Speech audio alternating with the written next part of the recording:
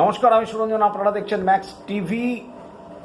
প্রথমেই তুহিন চৌধুরীকে অনেক অনেক ধন্যবাদ। তাকে এবং আরও দর্শকদেরকে আমি অনুরোধ করব যে তারা ম্যাক্স টিভি এবং ম্যাক্স টেলিভিশন 2 একযোগে দেখুন এবং ম্যাক্স টিভি এবং ম্যাক্স টেলিভিশন 2কে যে সমস্ত ক্রিকেট নিয়ে চর্চা বা অন্য যেগুলো আলোচনা হয় সেগুলোকে তাদের যদি ভালো লাগে তারা বেশি বেশি করে শেয়ার করবেন, লাইক করবেন, কমেন্টস করবেন। তুহিন চৌধুরীকে এই জন্য ধন্যবাদ। উনি কমেন্টসে লিখেছেন যে আপনি বাংলায় বলুন। আমি একদম ঠিক করে নিয়েছি যে সমস্ত কিছু বাংলায় বলবো, তারপরে বাংলাতেই এবার থেকে আপনারা প্রতিবেদনগুলো দেখতে পাবেন, কারণ ট্রান্সক্রিপ্টের সুযোগ আছে। সুতরাং ট্রান্সক্রিপ্ট যাদের করার দরকার হবে তারা ট্রান্সক্রিপ্ট করে হিন্দিতে দেখে নেবেন। এখন এই সুযোগটাও রয়েছে এবং যাদের ফোনে অপশন আছে তারা সেই অপশনটা আশা করি ভারতে চালু হয়ে গিয়েছে। তো সেটার ক্ষেত্রে বিভিন্ন মাল্টি ল্যাঙ্গুয়েজে আপনারা শুনতে পারেন, বিভিন্ন ল্যাঙ্গুয়েজে আপনারা শুনতে পারেন, অর্থাৎ ভারতের যে কোনো দেশে যে জায়গায় থাকুন না কেন আপনারা শুনতে পারেন। তো এবারে আজকের প্রতিবেদনটি শুরু করব। সেটা হচ্ছে এই যে গতকাল আমি একটি প্রতিবেদন করে বলেছিলাম যে হার্দিক পান্ডিয়া কীভাবে নিজেকে বাঁচিয়ে নিয়েছেন এবং কীভাবে ঈশান কিষান এবং শ্রেয়স আইয়ার ফেঁসে গিয়েছে। আজকে এটাও আমি বলেছিলাম যে বিরাট কোহলি এবং রোহিত শর্মা তাদের জন্য কি স্ট্যান্ডার্ড আলাদা হবে, তাদের জন্য কি নিয়মকানুনটা আলাদা হবে, সেই নিয়ে কথা উঠতে শুরু করেছে এবং অলরেডি আপনারা শর্টসের মাধ্যমে জানতে পেরে গিয়েছেন। যারা জানেননি তাদের জ্ঞাতার্থে জানাই, সেটা হচ্ছে এই যে কীর্তি আজাদ বলেছেন বিরাট কোহলি এবং রোহিত শর্মাকেও কিন্তু রঞ্জি ট্রফি খেলা উচিত।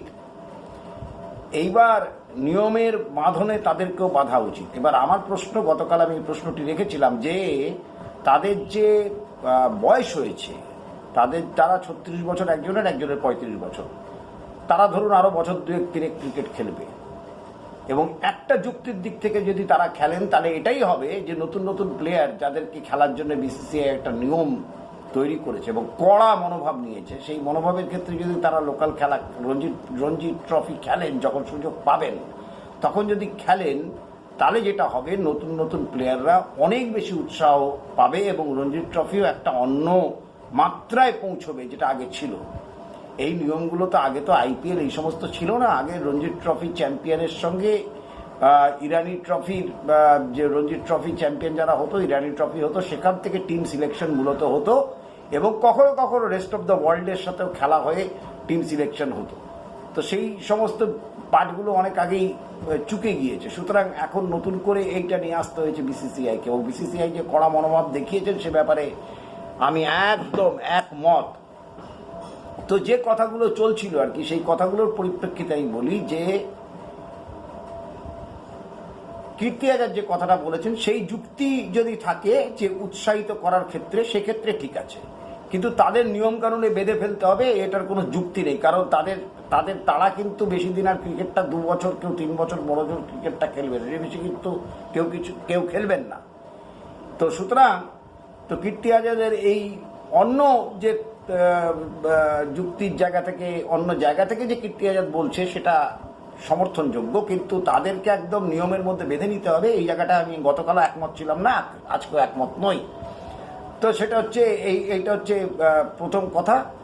আর দ্বিতীয় কথা হচ্ছে যে একটি ইন্টারভিউতে সুনীল গাভাস্করকে প্রশ্ন করা হয়েছিল যে এই যে নতুন নতুন প্লেয়াররা যারা খেলছেন তারা তো যথেষ্ট দক্ষতার সঙ্গে খেলেছেন এবং যেভাবে টিমকে একটা খাদের কিনারা থেকে তুলে নিয়ে গিয়ে ধ্রুব জুরেল এবং শুভমান গিল যেভাবে ব্যাট করলেন এবং যেভাবে এগিয়ে নিয়ে গেলেন, যেভাবে ভারতকে জেতালেন চতুর্থ টেস্ট ম্যাচ, সেটা অত্যন্ত প্রশংসার যোগ্য এবং অত্যন্ত প্রশংসনীয়। এই প্রসঙ্গে গাভাস্করকে যখন প্রশ্ন করা হয় তখন সুনীল গাভাস্কর স্বভাবসিদ্ধ ভঙ্গিতে বলেন যে আমার নাম সবসময় বড় বড় নাম থাকলেই যে অনেক কিছু করা যায় এরকম নয়।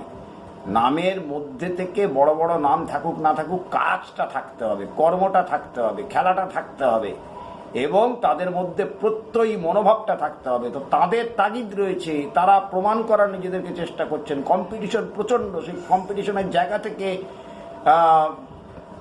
নামের থেকেও বড় হচ্ছে যেটা প্রতিযোগিতা রয়েছে ভারতীয় দলে, সেই প্রতিযোগিতা অনেক বেশি গুরুত্বপূর্ণ। এবং সেই ক্ষেত্রে দাঁড়িয়ে যেভাবে ভারতীয় দলের নতুন নতুন ছেলেরা খেলেছেন, যেভাবে শুভমান গিল দায়িত্বশীল একটি ইনিংস খেলেছেন, যেভাবে যশস্বী জয়সওয়াল খেলেছেন, যেভাবে রোহিত শর্মা 55 রান করেছেন, যেভাবে ধ্রুব জুড়েল খেলেছেন, সেইটা প্রশংসা না করে পারা যাবে না। আকাশদীপ, এদের মধ্যে পটেনশিয়ালিটি ট্যালেন্ট নিয়ে কোনো কথা হবে না। এদের মধ্যে ট্যালেন্ট রয়েছে, এদের মধ্যে প্রত্যয় রয়েছে, এদের মধ্যে স্বপ্ন দেখার এবং স্বপ্নকে বাস্তবে রূপান্তরিত করার চেষ্টা রয়েছে।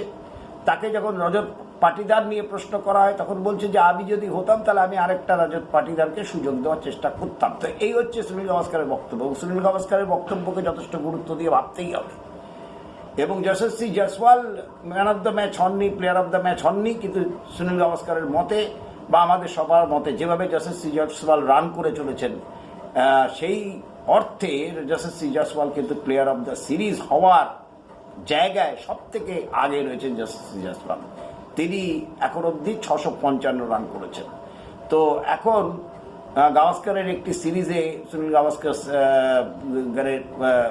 গাভাস্কারের 1971 সালে তার রান ছিল 774, পরেরটা ছিল 732। সব থেকে যিনি এগিয়ে ছিলেন তিনি হচ্ছেন ডন ব্র্যাডম্যান।